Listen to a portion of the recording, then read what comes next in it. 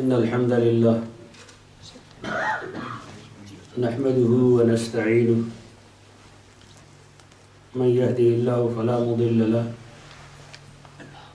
ومن يضلل فلا هادي له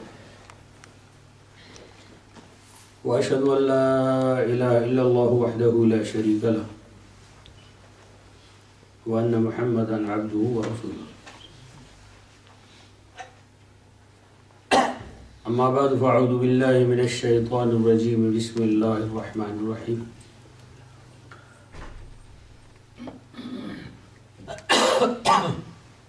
والذين يقولون ربنا هب لنا من أزواجنا وذرياتنا قرة أعين واجعلنا للمتقين إماما.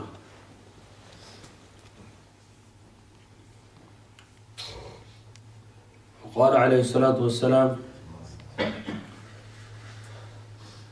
كل مولود يولد على الفطرة فأبواه يهودانه أو ينصرانه أو يمجسانه أو كما قال النبي صلى الله عليه وسلم. درود شریف. اللهم صل على سيدنا ومولانا محمد وعلى آل سيدنا ومولانا محمد أفضل صلواتك بعدد معلوماتك.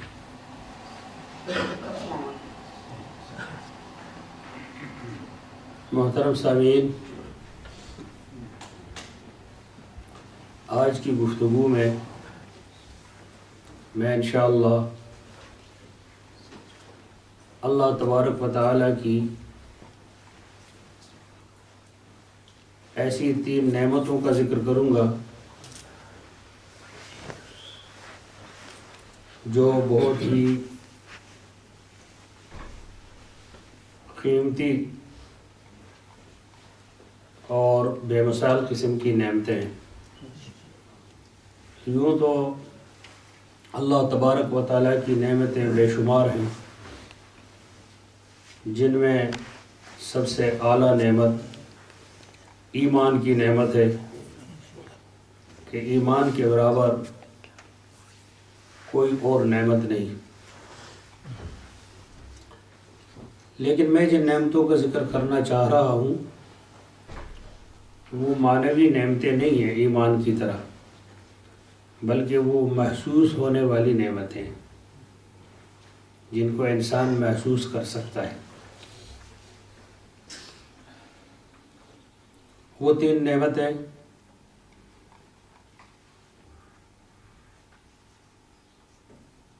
ایسی ہیں کہ اگر وہ نہ ہوں تو باقی ساری نعمتیں بے معنی ہو کر رہ جاتی ہیں.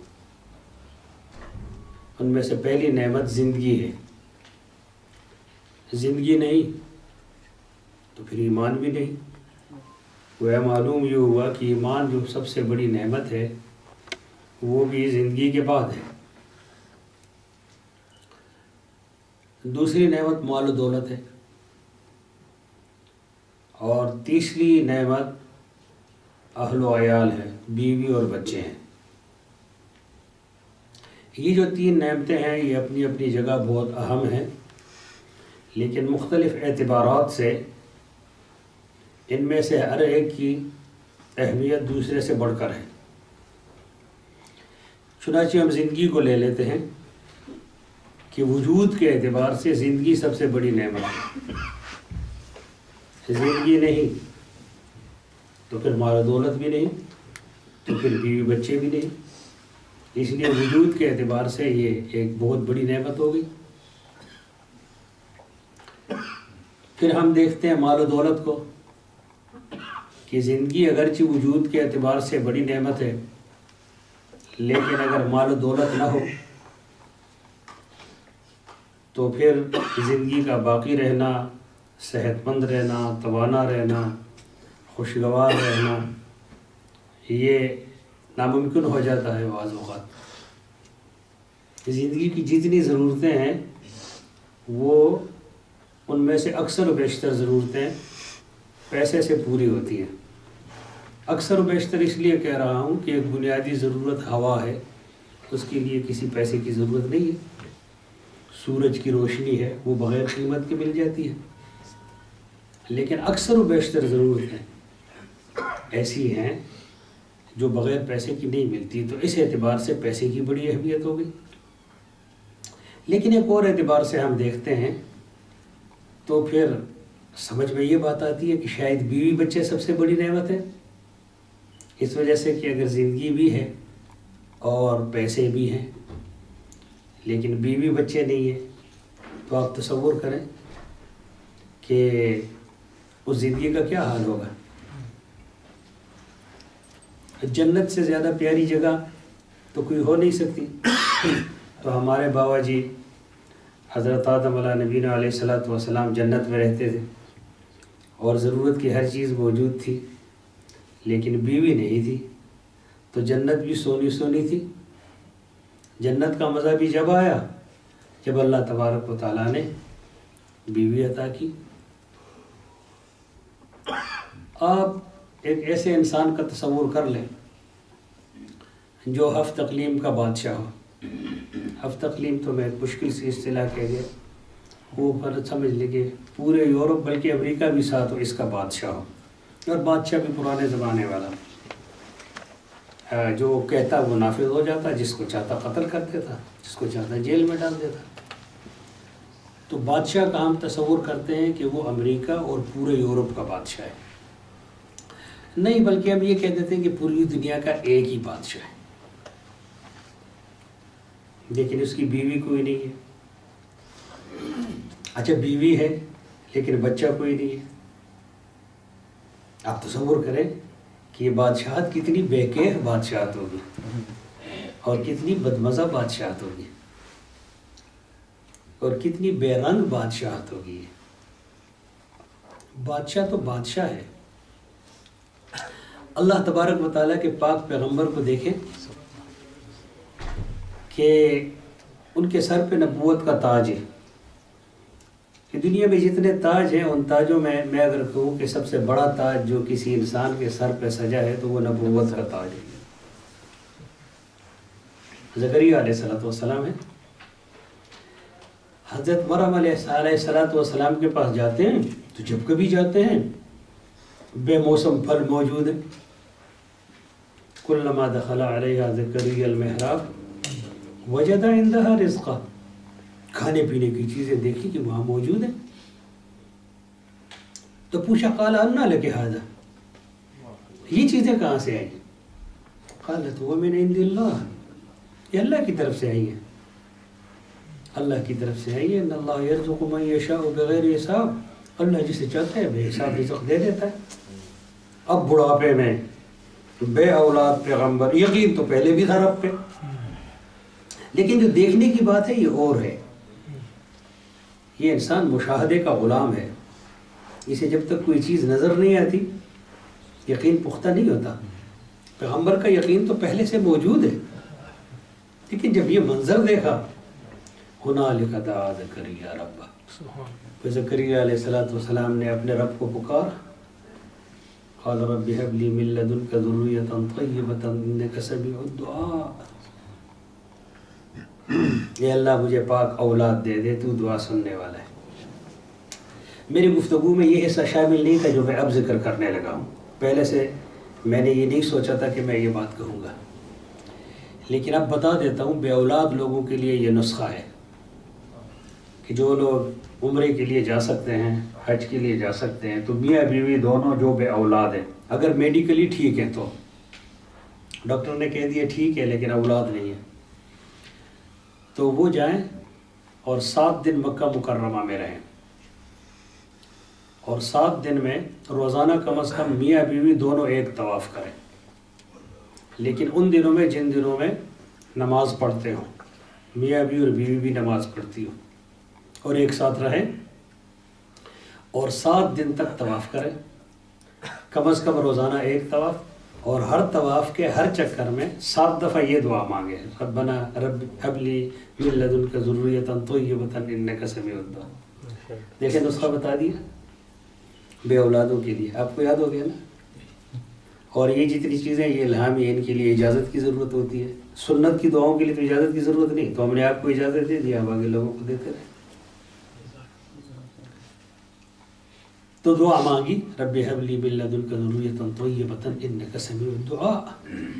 ایک اور جگہ بھی قرآن میں ذکر ہے، لیکن میں دیکھ رہا ہوں کہ میں نے ایک آدھ بات زیادہ کہہ دی، اس لیے گنجائش کم ہو گئی، اس سے میں صرف نظر کرتا.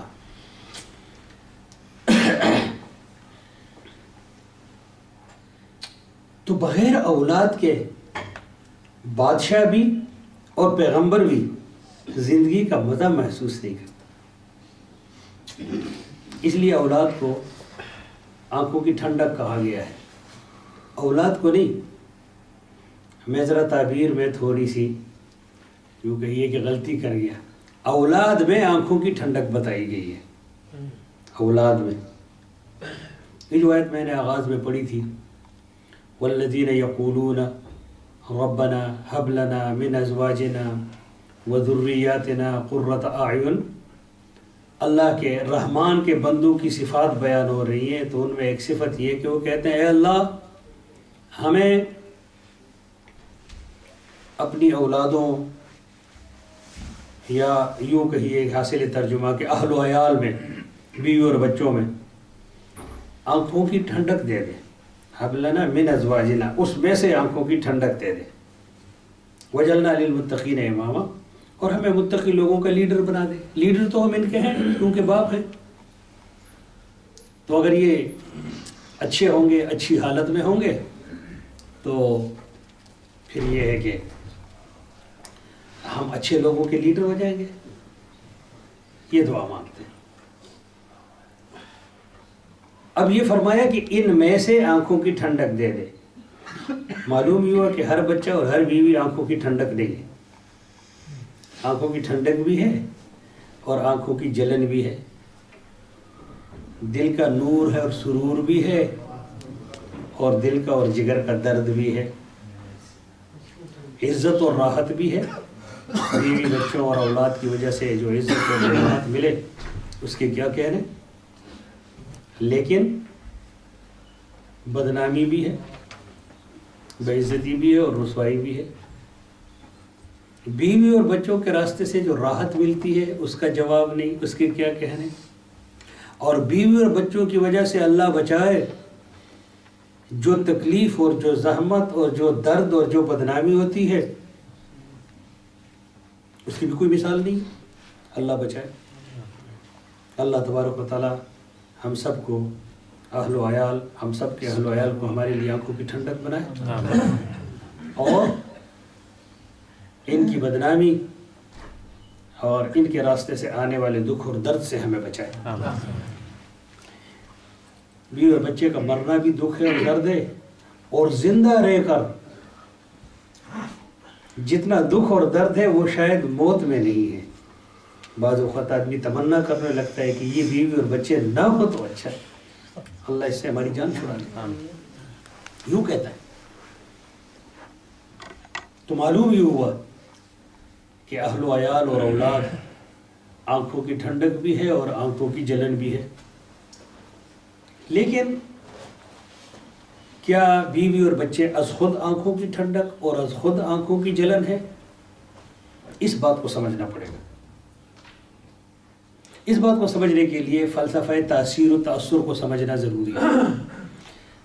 اس طرح کوئی مولویانہ سا لفظ میں کہہ گیا ہوں، فلسفہ تاثیر و تأثر، لیکن اس کو سمجھانے کے لیے میں یوں کہہ سکتا ہوں کہ ہم پانی گرم کرنا چاہتے ہیں تو چولہا جلا لیں اور اس کے اوپر ہانڈی میں پتیلے میں پانی رکھ دیں تو آگ اثر کرتی ہے، اس کو تاثیر کہتے ہیں. اور پانی اثر قبول کرتا ہے، اس کو تأثر کہتے ہیں. آگ نے اثر دکھایا، پانی گرم ہو گیا. پانی نے اثر قبول کر لیا، وہ گرم ہو گیا. لکڑی ہے، اس کو آگ میں ڈالیں، آگ نے جلائے، لکڑی جل گئی، اس لیے کہ اس میں جلنے کی صلاحیت ہے. تأثر ہے اس میں، انفعال ہے اس میں، اس کو کہتے ہیں. لیکن اگر آپ اس میں پتھر ڈال دیں، پتھر گرم تو ہو جائے گا، جلے گا نہیں، اس لیے اس میں جلنے کی صلاحیت نہیں ہے عام ٹیمپریچر میں. وہ کرنا تو ایسی آگے بھی ہے جس میں پتھر پگھل جاتے ہیں، لاوا بن جاتا ہے، اور کائنات پوری کی پوری جو ہے اس میں یہ فلسفہ تاثیر و تأثر کار فرما ہے، ہر چیز دوسرے سے متاثر ہوتی ہے۔ یہ جو مکئی کا دانہ یا گندم کا دانہ ہے، اس کو برتن میں رکھیں پڑا رہے گا، اس کو مٹی میں ڈالیں تو مٹی تاثیر شروع کر دے گی اور یہ اثر لینا شروع کر دے گا، اس میں سے کومپل اگے گی، اس میں سے درخت اگ جائے گا۔ لیکن پتھر کو دبائیں، مٹی میں تاثیر تو ہے لیکن اس میں اثر لینے کی صلاحیت نہیں ہے۔ یہ ہے فلسفہ تاثیر تو اثر۔ یہ کائنات میں جتنی رنگینی ہے، جتنی رنگینی نظر آ رہی ہے، یہ سب تاثیر و تاثر کے فلسفے کا نتیجہ ہے، اور اس میں جب گہرائی سے آپ غور کریں گے تو اللہ تبارک و تعالیٰ کی قدرت کے ایسے ایسے رنگ ظاہر ہوں گے کہ آپ بے اختیار کہیں گے سبحان اللہ سبحان اللہ۔ اثر دکھانے والی اور اثر قبول کرنے والی چیزوں میں سب سے زیادہ قوی چیز انسان ہے۔ یہ اثر کرتا ہے اور یہ اثر قبول کرتا ہے۔ ہم نے بہت سے لوگوں کو دیکھا، ان کی مجلسوں میں گئے، وہ بات نہیں کرتے، وہ خاموش رہتے ہیں، وہ دیکھتے ہیں، لیکن ان کی مجلس میں کچھ دیر کے لیے بیٹھنا اور ان کی نگاہ کا آپ کے اوپر پڑنا، اس کے جو اثرات ہوتے ہیں اسے اثر قبول کرنے والا محسوس کرتا ہے۔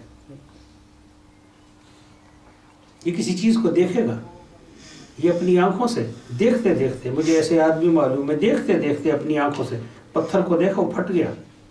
اب تو یہ ایک سائنس ہے، اب تو ایک سائنس ہے۔ یہ میرے اپنے سگے بھائی ہیں، وہ اس کے ماہر ہیں، انہوں نے فریزر سے چھری نکالی ٹھنڈی، اور ایک بچی کے ہاتھ پہ رکھ کے کہا کہ میں گرم سوراخ ہاتھ پہ رکھ رہا ہوں، اور چھک کر کے وہ جگہ جل گئی۔ یہ تاثیر ہے، آنکھوں کی تاثیر۔ انسان ایک عجیب چیز ہے۔ میں نے ایک دفعہ ایک علمی رسالے میں پڑھا، میں فلسفہ تاثیر و تاثر کی بات کر رہا ہوں، اور اس میں یہ بتانا چاہ رہا ہوں کہ انسان سب سے زیادہ اثر انداز ہونے والی چیز اور اثر قبول کرنے والی چیز ہے۔ میں نے یہ پڑھا کہ ان ملکوں میں، یورپ میں یا امریکہ میں کسی ملک میں، چونکہ کافی دیر پہلے کی بات ہے اس لیے مجھے وہ ملک یاد نہیں ہے، ایک گوری عورت کے ہاں بالکل کالا بجنگ حبشی بچہ پیدا ہو گیا، تو اس کے خاوند نے اس پر کیس دائر کیا کہ اس نے بددیانتی کی۔ وہ ٹیسٹ ہوئے، ٹیسٹ سے پتہ چلا کہ ایسی بات تو کوئی نہیں ہے، بچہ تو اسی انگریز کا ہے، گورے کا ہے۔ تحقیق شروع ہوئی، پتہ یہ چلا کہ حمل کے دنوں میں اس کے بیڈ کے ساتھ جو سائڈ ٹیبل ہے اس کے اوپر ایک اسٹیچو پڑا ہوا تھا کالے حبشی کا، یہ برابر اسے دیکھتی رہتی تھی۔ اس کا یہی وجہ ہے کہ علماء علم الابدان یعنی میڈیکل سائنس والے اور علماء ادیان یعنی علماء اور مشائخ یہ کہتے ہیں کہ حمل کے دنوں میں خاتون کو خوشگوار ماحول میں رہنا چاہیے، آسودہ حال رہنا چاہیے، وہ آسودگی حسی ہو کہ معنوی ہو۔ اگر وہ کسی ایسے ماحول میں رہتی ہے جس میں کہ یوں سمجھیے کہ صبح شام تلاوت ہو رہی ہے، بچہ اس کا اثر قبول کرتا ہے، ابھی رحم مادر میں ہے۔ اگر وہ ایسے ماحول میں رہتی ہے جس میں بس میوزک چل رہے ہیں، بچہ اس کا اثر قبول کرتا ہے۔ اگر وہ ایسے ماحول میں رہتی ہے جس میں کہ مچھر ہی مچھر ہے، مچھر کا اس کا زہر اگر ماں پہ اثر کرتا ہے تو بچوں پر بھی کر رہا ہے۔ تو حسی اور معنوی طور پر اسے ایک اچھے ماحول میں رکھا جائے، اس لیے کہ انسان کا بچہ پیدا ہونے سے پہلے اثر قبول کرتا ہے۔ اچھا، پیدا ہونے کے بعد بچہ کیا آنکھوں کا نور بن کر پیدا ہوتا ہے یا آنکھوں کی جلن بن کر؟ یہ ایک بات ہے۔ اس بات کو سمجھنے کے لیے ہم حضور صلی اللہ علیہ وسلم کی بارگاہ میں جاتے ہیں، جن کے مختصر جملوں میں معانی کے خزانے چھپے ہوئے ہیں۔ بعض اوقات ایک جملہ حضور صلی اللہ علیہ وسلم نے ارشاد فرمایا، اس پر پوری کتاب لکھی جا سکتی ہے، اور لکھی گئی ہے۔ فرمایا کل مولود یولد علی الفطرہ، ہر پیدا ہونے والا. اچھا، نئے آنے والوں کے لیے میں اپنی پچھلی تقریر کا خلاصہ 3 جملوں میں سنانا چاہ رہا ہوں. اگر وہ میرے ساتھ شریک ہونا چاہے تو سن لے غور سے. اور ہمیں جمعے کی مجلس میں یوں کرنا پڑ جاتا ہے. میں عرض یہ کر رہا تھا کہ اس کائنات میں سب سے زیادہ اثر قبول کرنے والی چیز اور اثر انداز ہونے والی چیز انسان ہے.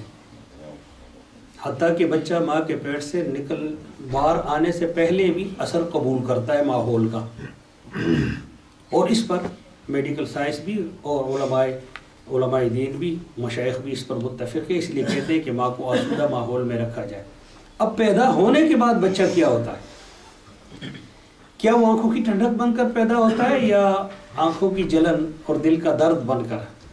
تو حضور صلی اللہ علیہ وسلم نے ارشاد فرمایا کل مولود یولد علی الفطرہ، ہر بچہ آنکھوں کی ٹھنڈک بن کر پیدا ہوتا ہے، صحیح فطرت لے کر پیدا ہوتا ہے. بنیادی طور پر وہ صحیح فطرت پر پیدا ہوتا ہے. یہ جو فلسفہ ہے کسی کو اس سے اختلاف ہوگا، لیکن اس وقت میں اس کی تفصیل نہیں بیان کروں گا کہ یہ خاکی اپنی فطرت میں نہ نوری ہے نہ ناری ہے. یہ بظاہر ایک بڑے آدمی کی بات ہے، لیکن مجھے اس سے اختلاف ہے. عمل سے زندگی بنتی ہے، جنت بھی جہنم بھی، یہ تو ٹھیک ہے، لیکن یہ خاکی اپنی فطرت میں نہ نوری ہے نہ ناری ہے، اس سے اختلاف ہے ہمیں. یہ خاکی اپنی فطرت میں نوری ہے. کل مولود یولد علی الفطرہ، فطرت اللہ التی فطر الناس علیہا لا تبدیل لخلق اللہ. وہ اللہ کی فطرت، وہ دین اسلام ہے. پھر کیا ہوتا ہے؟ فَأَبَوَاهُ يُهَوِّدَانِهِ أَوْ يُنَصِّرَانِهِ أَوْ يُمَجِّسَانِهِ. اس کے ماں باپ اسے یا یہودی بنا دیتے ہیں یا نصرانی بنا دیتے ہیں یا مجوسی بنا دیتے ہیں. ماں باپ کو بطور سمبل کے ذکر کیا ہے، علامت ہے. مراد یہ کہ خارجی جو مؤثرات ہیں، ماں باپ چونکہ بالکل قریبی مؤثر ہیں، سب سے پہلے قریب ترین چیز ماں ہے، پھر باپ ہے، پھر گھر کا ماحول ہے، اس لیے اس کا ذکر کیا. ورنہ مراد ہے خارجی مؤثرات ہے. پھر ان سے بچہ اثر لیتا ہے، کبھی باپ کی تعلیم سے، ماں کی تعلیم سے، نہیں تو پھر درسگاہ میں جاتا ہے. درسگاہ میں وہ اس کا مزاج بدل جاتا ہے. وہ یا تو آنکھوں کی ٹھنڈک برقرار رہتا ہے یا پھر وہ دل کا درد اور آنکھوں کی جلن بن جاتا ہے. یہی وجہ ہے کہ جب بچہ پیدا ہوتا ہے تو ہم خوشی مناتے ہیں، مبارکبادیں دیتے ہیں. کیوں؟ کیا اس نے بیچلر کر لیا ہے؟ کیا اس نے ماسٹر کر لیا ہے؟ کیا اس کو کوئی بڑی نوکری مل گئی ہے؟ نہیں، ابھی تو وہ ابھی آیا ہے. لیکن ہم فطری طور پر سمجھتے ہیں کہ خیر آ گیا ہے، شر نہیں آیا. خیر آیا ہے، نور آ گیا ہے، فطرت آ گئی ہے. یہ انسان کی فطرت میں یہ چیز گدی ہوئی ہے. یہ جو خارجی مؤثرات ہیں یہ انسان پر اثر کرتے ہیں. بس میری ساری گفتگو کا جو اصل مغز ہے وہ یہاں ہے. جو بات میں اصل کہنا چاہ رہا ہوں اور میں نے جان بوجھ کر اس کو گفتگو کے آخر میں رکھا ہے تاکہ زیادہ لوگ آئیں اور اس بات کو ہمیں ان کے سامنے پیش کر سکوں، وہ یہ ہے کہ 3 بڑی نعمتیں، زندگی، مال و دولت اور اہل و عیال، بیوی اور بچے، ان میں سب سے بڑی نعمت جو ہے وہ بیوی اور بچے ہیں. اس لیے کہ اگر بادشاہ ہے پورے یورپ اور امریکہ کا، میں نے عرض کیا، لیکن بیوی اور بچے نہیں ہیں تو کیا بادشاہ تھے؟ سونی بادشاہ تھے. اور مال و دولت بھی ہے، بیوی بچے نہیں ہیں. لیکن یہ جو بیوی بچے ہیں یہ راحت بھی ہے اور ذلت بھی ہے، یہ عزت بھی ہے اور رسوائی بھی ہے، یہ آنکھوں کی ٹھنڈک بھی ہے اور آنکھوں کی جلن بھی ہے، یہ دل کا کیف اور سرور بھی ہے اور دل کا درد بھی ہے. تو اس کو آنکھوں کا نور کیسے بنائیں گے؟ بنیادی طور پر تو وہ نور بن کے آیا ہے، اب برقرار کیسے رہے گا؟ یہ جو خارجی مؤثرات ہیں، خارج سے جو چیزیں اس کے اوپر اثر انداز ہونے والی ہیں، جو اس پر اثر کر سکتی ہیں. اب دیکھیں قدرت کو، قدرت نے کیا اہتمام فرمایا ہے؟ قدرت نے یہ اہتمام فرمایا ہے کہ بچے کی ابتدائی غذا بہت قریب رکھی ہے، اس کے ماں کے پاس ہے اس کی ابتدائی غذا. اور وہ غذا ایسی ہے کہ اب ہم مولوی تو نہیں جانتے، ہمیں تو دقیانوس ہونے کا تانا لوگ دیتے ہیں اور صحیح کہتے ہیں. لیکن یہ جو آپ ڈاکٹر لوگ ہیں، آپ یہ بتاتے ہیں کہ اس غذا کا متبادل نہیں ہے دنیا میں کہیں. یہ جو بچے کی ماں کے پاس غذا ہے، کہتے ہیں یا نہیں کہتے؟ کہتے ہیں نا؟ آپ لوگ کہتے ہیں، میں نہیں کہتا. لیکن آپ لوگوں نے اور آپ ہی کی سمجھ نے اور آپ ہی کی عقل نے اس مظلوم عورت کو دھوکہ دے کر، آزادی کا نام دے کر، اس کے بچے سے یہ غذا چھین لی ہے اور اس کو بوتل پکڑا دیا ہے اور پھر اس کو ڈے کیئر سینٹر میں بھیج دیا ہے اور ماں کو دفتر بھیج دیا ہے. یہ آپ ہی نے کیا، ملا نے نہیں کیا. کتنی مظلوم عورت ہے. یہ ایک الگ موضوع ہے جس پر میں گھنٹہ بھر تقریر کرتا ہوں کہ میں نے جو تاریخ پڑھی ہے، اس تاریخ میں آج کے دور میں عورت پر جتنا ظلم ہو رہا ہے اتنا ظلم کہیں نہیں ہوا. ہمارے معاشروں میں تو ہے، اس کا اور رنگ ہے، لیکن ان معاشروں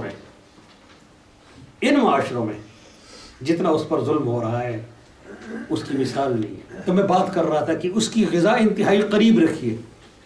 وہ عام غذا نہیں ہے، اس میں توانائی ہے. کون سی توانائی؟ جسم کی بھی ہے اور روح کی بھی. اس کے ساتھ ساتھ کیا اس کا اخلاق منتقل نہیں ہو رہا؟ کیا اس کا معنی منتقل نہیں ہو رہا اس رزق کے ساتھ؟ تو پہلا کام تو ہم نے یہ کیا کہ یہ آنکھوں کا نور کیسے بنے گا. وہ جو چیز اسے دینی تھی وہ تو ہم نے اس سے چھین لی، اس کو تو ہم نے بوتل پکڑا دی ہے اور ماں کو تو وہاں بھیج دیا ہے. ہمارے ملکوں میں اور مصیبت ہے، یہاں اور مصیبت ہے. ہمارے ہاں جو مشکل ہے وہ اور ہے اور یہاں جو مشکل ہے وہ اور ہے. ہمارے ہاں مشکل یہ ہے کہ غربت کی وجہ سے باپ بچوں کی شکل نہیں دیکھتا. کراچی میں ہم نے سنا تھا کہ بچوں نے کہا کہ وہ امی سے کہا کہ وہ اتوار کے دن جو صاحب ہمارے یہاں آتے ہیں گھر میں وہ کون ہے، اس لیے کہ وہ صبح سویرے نکلتے تھے، رات کو آتے تھے، بچے سوئے ہوتے تھے. تو بنیادی ضرورتیں حاصل کرنے کے لیے ہمارے ہاں لوگ اپنے بچوں کو ٹائم نہیں دے پاتے، خاص طور سے باپ نہیں دے پاتا. اور یہاں بنیادی ضرورتیں تو میسر ہیں. میں نے کل ہی ایک صاحب سے پوچھا کہ اگر آپ کے 50 درجن بچے ہوں اور آپ صرف 8 گھنٹے کام کریں، بلکہ اگر کام کریں بھی نہ، تو کیا ان کو رہائش، کھانا اور کپڑے ملیں گے یا نہیں ملیں گے؟ معلوم ہوا کہ بنیادی ضرورت کی وجہ سے نہیں، یہ کچھ اور ضرورتیں ہیں. گاؤں میں کوٹھی بنانی ہے، شادی میں پھر لمبی گاڑی میں لانا ہے، پھر اور بہت سارے ہمارے مسائل ہیں جس کے لیے ہم جتے رہتے ہیں بچوں کو ڈے کیئر سینٹر میں بھیجیں. ہمارے ہاں اور مشکلات ہیں، یہاں اور مشکلات ہیں. تو میں عرض کر رہا تھا کہ آنکھوں کا نور بن کے جو بچہ آیا ہے، اس کو آنکھوں کا نور برقرار رکھنا اور مزید آنکھوں کی ٹھنڈک بنانے کے لیے خارجی جو مؤثرات ہیں انہیں دیکھنا ہوگا. ان خارجی مؤثرات میں 2 ٹائم ہے، 2 ٹائم فیکٹر ہیں. بچے کا ٹائم 2 حصوں میں تقسیم ہے.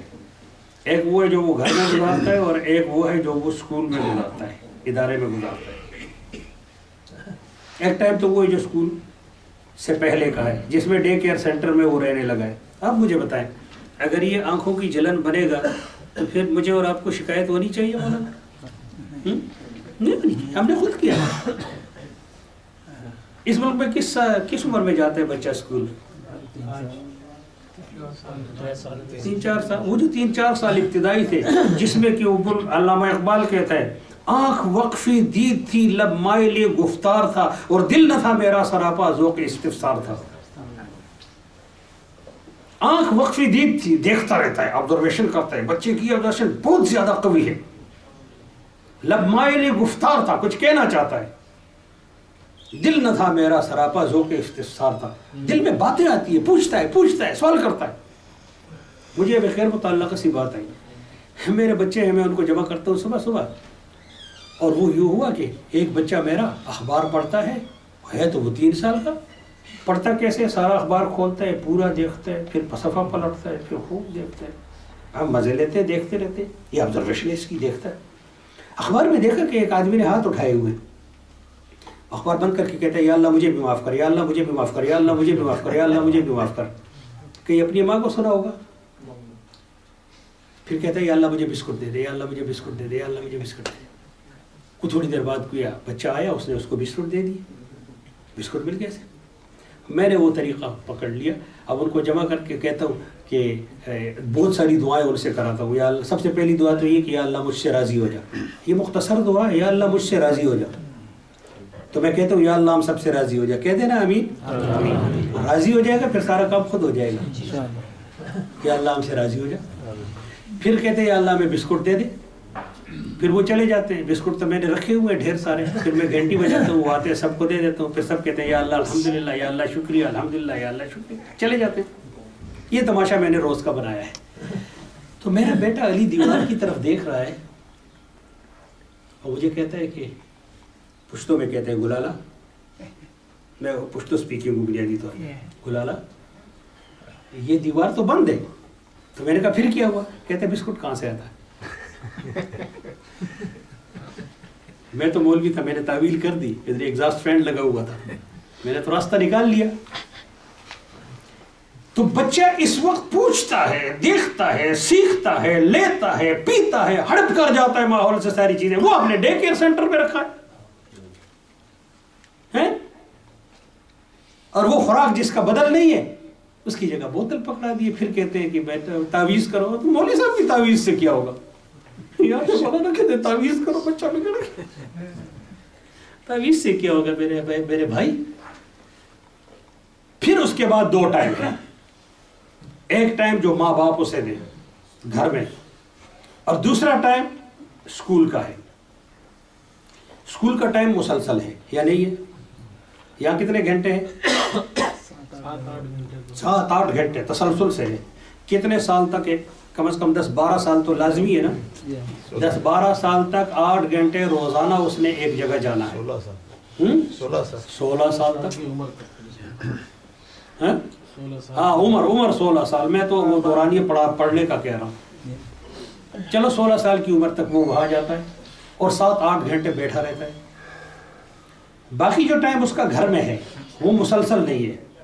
ایک تو جب وہ آتا ہے وہ بہت تھکا ہوا ہوتا ہے، پھر آ کر اسے بہت سے کام کرنے ہیں، کھانا کھانا ہے، اسے واش روم میں جانا ہے، اسے کھیلنا بھی ہے. کھیلنے کے علاوہ اس کا ایک اور مشغلہ بھی ہے، معلم خیر و شر. اس کے سامنے خشوع و خضوع کے ساتھ بیٹھ کر دیکھنا ہے، اس نے ٹی وی دیکھنا ہے. ہر خیر و شر وہاں سے ملتا ہے. اچھی باتیں بھی بری بھی ملتی ہے، لیکن یہ جس خشوع اور خضوع سے اس کے سامنے بیٹھے ہوتے ہیں، نماز میں بھی اتنا خشوع اور خضوع نہیں ہوتا. توجہ کی بات کر رہا ہوں یا نہیں؟ معلم خیر و شر کے سامنے وہ بیٹھا رہتا ہے اور غور سے دیکھتے ہیں، اور سب دیکھتے ہیں ادھر. اور پھر کرکٹ جب ہو پاکستان والے تو سارا دن بیٹھے رہتے ہیں. تو ماں باپ کتنا ٹائم دیں گے؟ لیکن وہ ٹائم بھی ماں باپ یہ سمجھ کر نہیں دیتے کہ مجھے اسے کچھ سکھانا ہے، اس نے میرے بیہیویئر سے کچھ سیکھنا ہے، میں نے اس کو کچھ دینا ہے. اب ماں باپ اگر آپس میں لڑ رہے ہوں گے تو بچے پیار سیکھیں گے یا لڑائی سیکھیں گے؟ اچھا باپ اگر ٹیلی فون پر جھوٹ بول رہا ہے تو بچہ سچ سیکھے گا یا جھوٹ سیکھے گا؟ ہم نے یہ لطیفہ باقاعدہ سنا کہ باپ نے کہا کہ باہر لوگ آئے ہوئے ہیں دستک دے رہے ہیں، ان کو کہ ان کو کہہ دو ابو گھر میں نہیں ہے. تو انہوں نے جا کے کہا کہ ابو کہہ رہے ہیں ابو گھر میں نہیں ہے. ایک بات تو یہ ہو گئی. معلوم یہ ہوا کہ یہ وقت منقسم ہے، ڈیوائیڈ ہے مختلف چیزوں میں، اور بہت تھوڑا ہے. اس کا بڑا حصہ وہ سونے میں، کھیلنے میں، کھانے میں، ٹی وی کے سامنے گزار دیتا ہے. جو باقی ٹائم ہے اس کو ہم نہیں سمجھتے کہ یہ غنیمت ہے، اس میں اس کو ہم کچھ سکھائیں. جو بڑا ٹائم ہے، جو بہت زیادہ اثر کرنے والا ہے، وہ اسکول کا ٹائم ہے. ایک تو وہ مسلسل ہے، روزانہ ہے، کئی سالوں تک ہے. دوسرا وہاں باقاعدہ پڑھے لکھے لوگ ہیں، وہ ٹرینڈ ہیں، وہاں سکھانے کے سارے ٹول موجود ہیں، بلیک بورڈ موجود ہے، سننے والی چیزیں موجود ہیں، نقشے موجود ہیں، ہر چیز وہاں موجود ہے. وہاں ماہرین نے ایک نصاب ترتیب دیا ہے، اور اس لیے ترتیب دیا ہے کہ اس سے بچے کا کوئی ذہن بنے. اساتذہ کی باقاعدہ ٹریننگ ہوتی ہے. یہ حصہ بہت زیادہ اثر کرنے والا ہے. اگر میں یہ کہہ دوں کہ میں اپنے تقریر کا خلاصہ کرنے تک پہنچ گیا ہوں اور وہی ساری تقریر ہے تو یہ بات جھوٹ نہیں ہوگی. جو اگلے چند جملے ہیں میرے وہی ساری تقریر ہے. لیکن اس کے لیے میں 1-2 جملوں میں اعادہ کرنا چاہوں گا. جو بالکل نئے آنے والے لوگ ہیں وہ سن لیں گویا کہ انہوں نے ساری تقریر سن لی. وہ یہ کہ اللہ کی جتنی نعمتیں ہیں ان میں سب سے بڑی نعمتیں 3 ہیں، زندگی ہے، مال و دولت ہے اور بیوی بچے ہیں. لیکن زندگی بھی ہو، مال و دولت بھی ہو، بیوی بچے نہ ہو تو پھر مزہ نہیں ہے. معلوم ہوا کہ راحت اور آرام کے لیے جو بڑی نعمت ہے وہ بیوی اور بچے ہیں. اور بیوی بچے راحت بھی ہیں، زحمت بھی ہے، خوشی بھی ہے، غم بھی ہے، آنکھوں کی جلن بھی ہے اور آنکھوں کی ٹھنڈک بھی ہے. انہیں آنکھوں کی ٹھنڈک کیسے بنائیں گے؟ خارجی مؤثرات کا خیال رکھیں گے. خارجی مؤثر سب سے پہلے آپ ہیں کہ آپ باپ ہیں، آپ کی بیوی ہے کہ وہ اس کی ماں ہے، اور ان کے بعد پھر سکول ہے، اور سکول سب سے بڑا مؤثر ہے. تعلیمی ادارہ سب سے بڑا مؤثر ہے. آپ کا بچہ تعلیمی ادارے میں جو کچھ سیکھتا ہے وہ یہاں آ کر وہی کرتا ہے. اچھا دیکھیں، مجھے ایک بات یاد آ گئی جو پہلے مجھے یاد نہیں تھی اور آپ کو میں نے سنائی ہے. برمنگھم میں میرا ایک دوست ہے، اس کا بہت چھوٹا سا بچہ، 4-5 سال کا بچہ، وہ ان کے ساتھ گاڑی میں بیٹھا اور وہ گیس اسٹیشن پہ گاڑی میں پیٹرول ڈلوانے لگا تو بچہ نیچے اتر کر دور جانے لگا. تو باپ نے پکڑ کے دیکھو دیکھو دیکھو گاڑی کے نیچے آ جاؤ گے. اس نے کہا میں گاڑی کے نیچے آ جاؤں گا تو آپ اریسٹ ہو جائیں گے. میں کیس کیوں اریسٹ ہو جاؤں گا؟ کہنے لگے میں یہ کہوں گا کہ آپ نے میرا جو ہے وہ لک آفٹر نہیں کیا، اس لیے پولیس آپ کو پکڑ لے گی. اس نے کہاں سے سیکھا ہے؟ اس نے کہاں سے سیکھا ہے؟ اس نے کہاں سے سیکھا ہے؟ فکر کریں اپنی اولاد کی. میں وہاں بھی کہتا ہوں، خود اپنے آپ کو بھی کہتا ہوں، مولویوں کو بھی کہتا ہوں، مسجدیں بھی بہت ضروری ہیں، مدرسے بھی بہت ضروری ہیں، لیکن صرف مسجد اور مدرسے سے نہیں ہوگا. اپنی آئندہ نسلوں کو بچانا ہے تو اسکول بنائیں، اور کمیونٹی یہ کر سکتی ہے. ہم لوگ آ کر تمہاری زکاتیں لے جاتے ہیں، پیسے لے جائیں، ہمیں نہ دیں، بالکل نہ دیں، ایک پیسہ نہ دیں ہمیں. ہم تو اس وقت تک لیں گے جب تک آپ اسکول نہیں بناتے. جب آپ اسکول بنا لیں گے، آپ میرے ہاں آئیں، انشاءاللہ میں چندہ دوں گی. کمیونٹی یہ کر سکتی ہے. اپنے علماء پر اعتماد کریں، اسکول بنائیں، ایسے اسکول بنائیں جس کے اندر آپ کے بچے آپ کی آنکھوں کی ٹھنڈک بن جائے، آپ کے دل کا سرور بڑھ جائے، آپ کے آرام کا ذریعہ بن جائے. جو پھر آپ کو یہ نہ کہے میں گاڑی کے نیچے آؤں گا تو پھر آپ اریسٹ ہو جائیں گے، اس لیے کہ میں یہ کہوں گا کہ میری لک آفٹر نہیں کی گئی ہے. یہ اسکول بنائیں، مسجدیں بھی چلائیں، مدرسے بھی چلائیں، لیکن اسکول بنانا بہت زیادہ اہم ہے جس میں کہ آپ کا اپنا ماحول ہو. مجھے یہاں ایک ماہر تعلیم نے کہا، اس کے ساتھ میری لمبی میٹنگ ہوئی، اس نے کہا یہودیوں کے 70% بچے اپنے اسکولوں میں پڑھتے ہیں. چنانچہ اس کا نتیجہ یہ ہے کہ یہودی کے بچے کو آپ دیکھتے ہیں، اس کی اپنی وضاقت ہے. جب اسکول جاتا ہے، میں نے دیکھا اس کی اپنی وضاقت ہے، وہ کوئی احساسی کمتری محسوس نہیں کر رہا. لیکن ہم اپنے بچوں کے لیے تعلیم کا ماحول بنانے میں اب تک ناکام رہے ہیں. تعلیم سے میری مراد ہے یہ جو جنرل تعلیم ہے، اس کے لیے ہم ماحول بنانے میں، اس لیے کہ ہم نے اس کی ضرورت کو نہیں سمجھا. مسجد کی ضرورت کو ہم نے سمجھا تو مسجد بنا لی، اور یہ ضرورت ہے.